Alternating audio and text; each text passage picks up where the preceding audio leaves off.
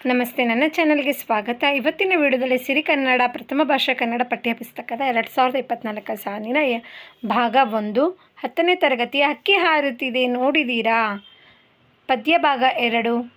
ಇವರೇ ದ ರಾ ಬೇಂದ್ರೆ. ಕವಿಯ ಹೆಸರು. ಹಾಗೆ ಇಲ್ಲಿ ಮೊದಲನೇದಾಗಿ ಕೃತಿಕಾರರ ಪರಿಚಯದೊಂದಿಗೆ ಶುರು ಮಾಡೋಣ ಬನ್ನಿ. ಹಕ್ಕಿ ಹಾರುತ್ತಿದೆ ನೋಡಿದ್ದೀರಾ. ದ ರಾ ಬೇಂದ್ರೆ. ಕಾಲ 1896. ಜನ್ಮಸ್ಥಳ ಧಾರವಾಡ. ಇವರ ಪೂರ್ಣ ಹೆಸರು ದತ್ತಾತ್ರೇಯ ರಾಮಚಂದ್ರ ಬೇಂದ್ರೆ. ಹಾಗೆ ವೃತ್ತಿ ಕನ್ನಡ ಪ್ರಾಧ್ಯಾಪಕರು, ಹಾಗೆ ಧಾರವಾಡ ಬಾನುಲಿ ಕೇಂದ್ರದ ಸಲಹೆಗಾರರು. ಇವರ ಕೃತಿಗಳು ಗರಿ, ನಾದಲೀಲೆ, ಕೃಷ್ಣಕುಮಾರಿ, ಮೇಘದೂತ, ಉಯ್ಯಾಲೆ, ಗಂಗಾವತಾರಣ, ಸಖಿಗೀತ, ಸೂರ್ಯಪಾನ, ನಗೆಯ ಹೊಗೆ, ಸಾಹಿತ್ಯದ ವಿರಾಟ್ ಸ್ವರೂಪ. ಹಾಗೆ ಇವರ ಕವನ ಸಂಕಲನ ನೋಡೋದಾದರೆ ಅರಳು ಮರಳು, ನಾಲ್ಕು ತಂತಿ. ಹಾಗೆ ಪ್ರಶಸ್ತಿ ಅಥವಾ ಗೌರವ: ಕೇಂದ್ರ ಸಾಹಿತ್ಯ ಅಕಾಡೆಮಿ ಪ್ರಶಸ್ತಿ, ಜ್ಞಾನಪೀಠ ಪ್ರಶಸ್ತಿ, ಭಾರತ ಸರ್ಕಾರದ ಪದ್ಮಶ್ರೀ. ಹಾಗೆ 1943ರಲ್ಲಿ ಶಿವಮೊಗ್ಗದಲ್ಲಿ ನಡೆದ ಕನ್ನಡ ಸಾಹಿತ್ಯ ಸಮ್ಮೇಳನದ 27ನೇ ಅಧ್ಯಕ್ಷರಾಗಿದ್ದರು. ಹಾಗೆ ಆಯ್ಕೆ: ದ ರಾ ಬೇಂದ್ರೆ ವಿರಚಿತ ಗರಿ ಕವನ ಸಂಕಲನದಿಂದ ಹಕ್ಕಿ ಹಾರುತ್ತಿದೆ ನೋಡಿದಿರ ಕವಿತೆಯನ್ನು ಆಯ್ಕೆ ಮಾಡಲಾಗಿದೆ. ಅಭ್ಯಾಸ ನೋಡೋದಾದರೆ ಕೊಟ್ಟಿರುವ ಪ್ರಶ್ನೆಗಳಿಗೆ ಒಂದು ವಾಕ್ಯಗಳಲ್ಲಿ ಉತ್ತರಿಸಿರಿ. ಮೊದಲನೇ ಪ್ರಶ್ನೆ: ಹಕ್ಕಿ ಯಾವ ವೇಗದಲ್ಲಿ ಹಾರುತ್ತಿದೆ? ಹಕ್ಕಿ ಕಣ್ಣು ರೆಪ್ಪೆ ಮುಚ್ಚಿ ತೆಗೆಯುವಷ್ಟರಲ್ಲಿ ವೇಗದಲ್ಲಿ ಹಾರುತ್ತಿದೆ. ಹಕ್ಕಿಯ ಗರಿಯಲ್ಲಿ ಯಾವ ಬಣ್ಣಗಳಿವೆ? ಹಕ್ಕಿಯ ಗರಿಯಲ್ಲಿ ಬಿಳಿ ಹೊಳೆ ಬಣ್ಣಗಳಿವೆ. ಹಕ್ಕಿಯ ಕಣ್ಣುಗಳು ಯಾವುವು? ಸೂರ್ಯ ಚಂದ್ರರು ಹಕ್ಕಿಯ ಕಣ್ಣುಗಳು. ಹಕ್ಕಿಯು ಯಾರ ನೆತ್ತಿಯನ್ನು ಕುಕ್ಕಿದೆ? ಹಕ್ಕಿಯು ಸಾರ್ವಭೌಮರ ನೆತ್ತಿಯನ್ನು ಕುಕ್ಕಿದೆ. ಹಕ್ಕಿ ಯಾರನ್ನು ಹರಸಿದೆ? ಹಕ್ಕಿ ಹೊಸಗಾಲದ ಹಸುಮಕ್ಕಳ ಹರಸಿದೆ. ಹಕ್ಕಿಯು ಯಾವುದರ ಸಂಕೇತವಾಗಿದೆ? ಹಕ್ಕಿಯು ಕಾಲದ ಸಂಕೇತವಾಗಿದೆ. ಹಕ್ಕಿಯ ಚುಂಚಗಳು ಎಲ್ಲಿಯವರೆಗೂ ಚಾಚಿವೆ? ಹಕ್ಕಿಯ ಚುಂಚಗಳು ದಿಗ್ಬಂಡಲಗಳ ಅಂಚಿನ ಆಚೆಯವರೆಗೂ ಚಾಚಿವೆ. 3-4 ವಾಕ್ಯ, 2-3 ವಾಕ್ಯ. ಹಕ್ಕಿಯ ಹಾರಾಟವನ್ನು ಆಕಾಶಕ್ಕೆ ಹೇಗೆ ಹೋಲಿಸಿದ್ದಾರೆ? ನೀಲ ಮೇಘಮಂಡಲವು ಸಮಬಣ್ಣ ಹೊಂದಿದಂತೆ, ಮುಗಿಲಿಗೆ ಹಕ್ಕಿಯ ರೆಕ್ಕೆಗಳು ಬಡಿದಂತೆ, ಹಕ್ಕಿಯು ನಕ್ಷತ್ರಗಳ ಮಾಲೆಯನ್ನು ಸಿಕ್ಕಿಸಿಕೊಂಡು ಸೂರ್ಯ ಚಂದ್ರರನ್ನು ಕಣ್ಣಾಗಿಸಿಕೊಂಡು ಆಕಾಶವೇ ಹಾರಿದಂತೆ ಹಾರುತ್ತಿದೆ ಎಂದು ಕವಿ ಹಕ್ಕಿಯ ಹಾರಾಟವನ್ನು ಆಕಾಶಕ್ಕೆ ಹೋಲಿಸಿದ್ದಾರೆ. ಎರಡನೇ ಪ್ರಶ್ನೆ: ಹೊಸಗಾಲದ ಹಸುಮಕ್ಕಳನ್ನು ಹಕ್ಕಿ ಹೇಗೆ ಹರಸಿದೆ? ಉತ್ತರ: ಯುಗ ಯುಗಗಳ ಹಣೆ ಬರಹವನ್ನು ಅಳಿಸಿ ಹಕ್ಕಿ ಹೊಸತನವನ್ನು, ಹೊಸ ಹಣೆ ಬರಹವನ್ನು ಬರೆದು ಎಲ್ಲರಿಗೂ ಬದಲಾವಣೆಯಾಗುವ ಒಳ್ಳೆಯ ಭಾಗ್ಯವನ್ನು ತೆರೆದು ಕೊಟ್ಟಿದೆ.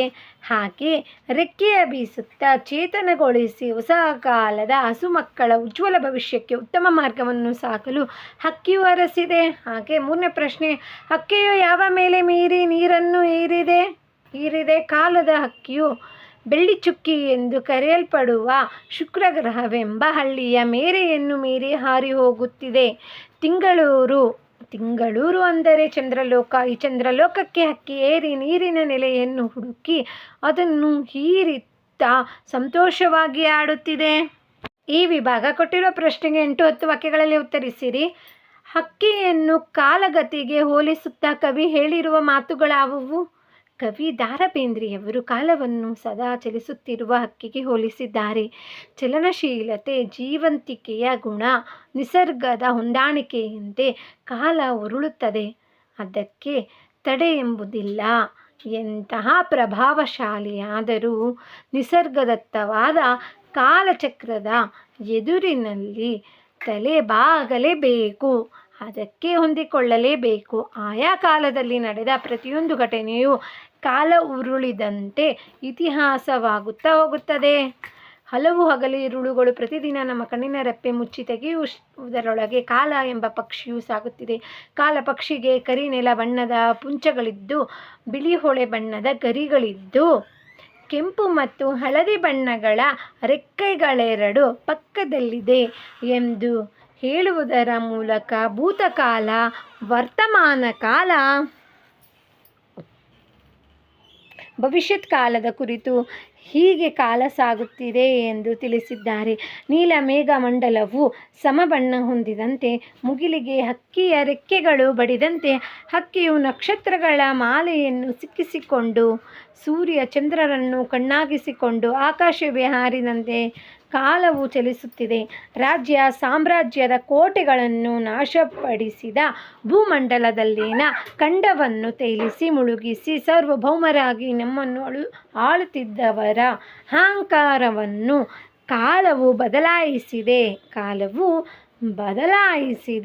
ಹಾಗೆ ಯುಗಗಳ ಹಾಗೂ ಹೋಗುಗಳನ್ನು ತಿದ್ದಿಕೊಂಡು ಪ್ರಗತಿಯ ಕಡೆಗೆ ಸಾಗಲು ಕಾರಣವಾಗಿದೆ. ರೆಕ್ಕೆಗಳನ್ನು ಬೀಸುತ್ತಾ ಚೇತನಗೊಳಿಸಿ ಹೊಸ ಕಾಲದ ಹಸು ಮಕ್ಕಳ ಉಜ್ವಲ ಭವಿಷ್ಯಕ್ಕೆ ಉತ್ತಮ ಮಾರ್ಗದಲ್ಲಿ ಸಾಗಲು ಹಕ್ಕಿಯು ಹರಸಿದೆ. ಶುಕ್ರ ಗ್ರಹವೆಂಬ ಹಳ್ಳಿಯ ಮೇಲೆಯನ್ನು ಮೀರಿ ಚಂದ್ರಗ್ರಹದಲ್ಲಿ ನೀರಿನ ಮೂಲ ಹುಡುಕುವಂತೆ ಮಂಗಳಲೋಕದ ತನಕ ಆವಿಷ್ಕಾರವನ್ನು ಮುಂದುವರಿಸಿ ವಿಜ್ಞಾನ ಕ್ಷೇತ್ರದಲ್ಲಿ ವೇಗವಾಗಿ ಸಾಗುತ್ತಿದೆ.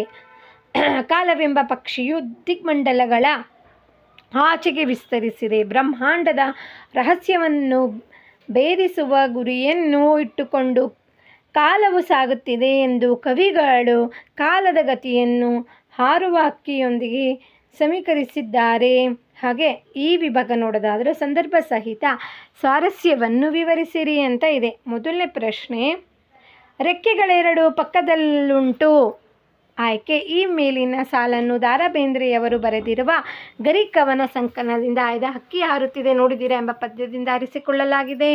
ಕಾಲ ಎಂಬುದನ್ನು ಹಕ್ಕಿಗೆ ಸಮೀಕರಿಸುತ್ತಾ ಭೂತಕಾಲ, ಭವಿಷ್ಯತ್ ಕಾಲ ಹಾಗೂ ವರ್ತಮಾನ ಕಾಲದಲ್ಲಿ ಆಗುತ್ತಿರುವ ಬದಲಾವಣೆಯನ್ನು ಕರಿನೆರೆ ಬಣ್ಣದ ಪುಚ್ಚಗಳನ್ನು ಹೊಂದಿದೆ. ಬಿಳಿ ಹೊಳೆ ಬಣ್ಣದ ಗರಿಗಳನ್ನು, ಕೆನ್ನನ್ನ ಹುಣ್ಣನ್ನ ಬಣ್ಣಗಳ ರೆಕ್ಕೆಗಳನ್ನು ಹೊಂದಿದ ಪಕ್ಷಿಗೆ ಹೋಲಿಸುತ್ತಾ ಈ ಮಾತನ್ನು ಕವಿ ಹೇಳಿದ್ದಾರೆ. ಸ್ವಾರಸ್ಯ, ಹಗಲು ರಾತ್ರಿ ಎಂಬ ಎರಡು ರೆಕ್ಕೆಗಳು ಕಾಲದ ಬದಲಾವಣೆಯನ್ನು ಮಾಡುತ್ತದೆ ಎಂಬುದು ಇಲ್ಲಿ ಸ್ವಾರಸ್ಯಕರವಾಗಿದೆ.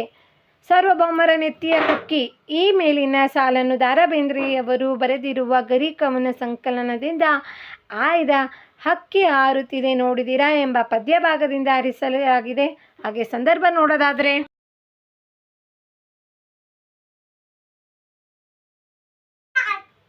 ಸಂದರ್ಭ, ಕಾಲ ಎಂಬ ಪಕ್ಷಿಯು ರಾಜ್ಯ ಸಾಮ್ರಾಜ್ಯದ ಕೋಟೆಗಳನ್ನು ನಾಶಪಡಿಸುತ್ತಾ ಭೂಮಂಡಲ ಖಂಡವನ್ನು ತೇಲಿಸಿ ಮುಳುಗಿಸಿ ಸಾರ್ವಭೌಮರಾಗಿ ನಮ್ಮನ್ನು ಆಳುತ್ತಿದ್ದವರ ಅಹಂಕಾರವನ್ನು ಕಡಿಮೆ ಮಾಡಿದೆ ಎಂದು ಹೇಳುವಾಗ ಕವಿ ಈ ಮೇಲಿನ ಮಾತನ್ನು ಹೇಳಿದ್ದಾರೆ. ಹಾಗೆ ಸ್ವಾರಸ್ಯ, ಹಗಲು ರಾತ್ರಿ ಎಂಬ ಎರಡು ರೆಕ್ಕೆಗಳು ಕಾಲದ ಬದಲಾವಣೆಯನ್ನು ಮಾಡುತ್ತವೆ ಎಂಬುದು ಇಲ್ಲಿ ಸ್ವಾರಸ್ಯಕರವಾಗಿದೆ. ಬಲ್ಲರು ಯಾರ ಹಾಕಿದೆ ಹೊಂಚ. ಈ ವಾಕ್ಯವನ್ನು ದ ರಾ ಬೇಂದ್ರೆಯವರು ಬರೆದಿರುವ ಗರಿಕವನ ಸಂಕಲನದಿಂದ ಆಯ್ದ ಹಕ್ಕಿ ಹಾರುತ್ತಿದೆ ನೋಡಿದಿರ ಎಂಬ ಪದ್ಯಭಾಗದಿಂದ ಆರಿಸಿಕೊಳ್ಳಲಾಗಿದೆ. ಸಂದರ್ಭ, ಕಾಲವೆಂಬ ಹಕ್ಕಿಯು ಹಾರುತ್ತಾ ದಿಗ್ಮಂಡಲಗಳ ಅಂಚನ್ನು ಮುಟ್ಟಿ ಅದರ ಆಚೆಗೆ ತನ್ನ ಚುಂಚವನ್ನು ಚಾಚಿದೆ. ಬ್ರಹ್ಮಾಂಡದ ರಹಸ್ಯವನ್ನು ಭೇದಿಸುವ ಗುರಿಯನ್ನು ಇಟ್ಟುಕೊಂಡು ಹೊಂಚು ಹಾಕುತ್ತಿದೆ ಎಂದು ಹೇಳುವ ಸಂದರ್ಭದಲ್ಲಿ ಕವಿ ಈ ಮೇಲಿನ ಮಾತನ್ನು ಹೇಳಿದ್ದಾರೆ.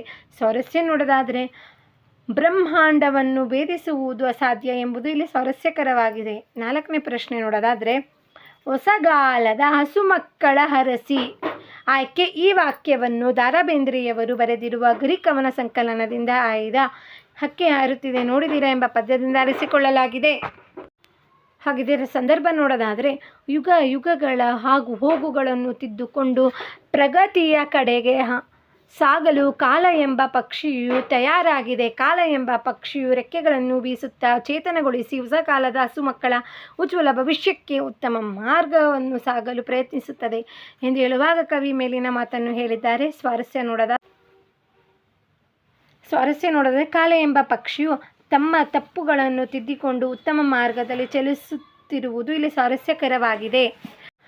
ಮಂಗಳಲೋಕದ ಅಂಗಳಕ್ಕೇರಿ. ಈ ವಾಕ್ಯವನ್ನು ದ ರಾ ಬೇಂದ್ರೆಯವರು ಬರೆದ ಗರಿಕವನ ಸಂಕಲನದಿಂದ ಆಯ್ದ ಹಕ್ಕಿ ಹಾರುತ್ತಿದೆ ನೋಡಿದಿರಾ ಎಂಬ ಗದ್ಯಭಾಗದಿಂದ ಆರಿಸಿಕೊಳ್ಳಲಾಗಿದೆ. ಶುಕ್ರ ಗ್ರಹವೆಂಬ ಹಳ್ಳಿಯ ಮೇರೆಯನ್ನು ಮೀರುವಂತೆ ಚಂದ್ರಗ್ರಹದಲ್ಲಿ ನೀರಿನ ಮೂಲವನ್ನು ಹುಡುಕುವಂತೆ ಮಂಗಳಲೋಕದ ತನಕ ಆವಿಷ್ಕಾರವನ್ನು ಮುಂದುವರಿಸಲು ವಿಜ್ಞಾನ ಕ್ಷೇತ್ರದಲ್ಲಿ ವೇಗವಾಗಿ ಕಾಲ ಪಕ್ಷಿಯು ಸಾಗುತ್ತಿದೆ ಎಂದು ಹೇಳುವಾಗ ಮೇಲಿನ ಮಾತನ್ನು ಕವಿ ಹೇಳಿದ್ದಾರೆ.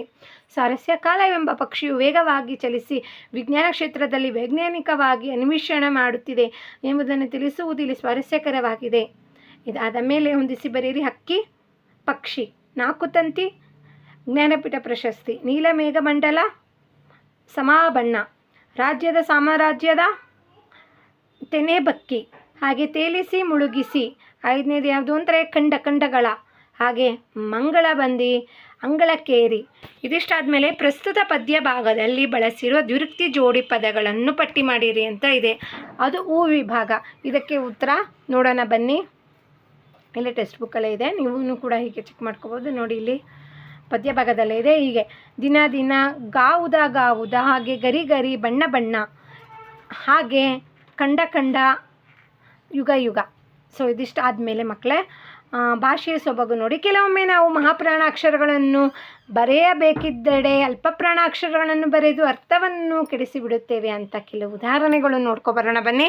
ಈಗ ಕನಿಷ್ಠ ಟ ಒತ್ತು ಬೇರೆ, ಇದು ತಪ್ಪು. ರೂಪ ಕನಿಷ್ಠ ಎಂದೇ ಬರೆಯಬೇಕು. ಹಾಗೆ ಕನಿಷ್ಠ ಗರಿಷ್ಠ, ಹಾಗೆ ಶ್ರೇಷ್ಠ ಕೂಡ ತಪ್ಪು. ಇದು ಶ್ರೇಷ್ಠ ಸರಿಯಾದ ಪದ. ಹಾಗೆ ಸ್ವಚ್ಛ ಸರಿ ಇಲ್ಲ, ಈ ಸ್ವಚ್ಛ ಬರೆಯಿರಿ.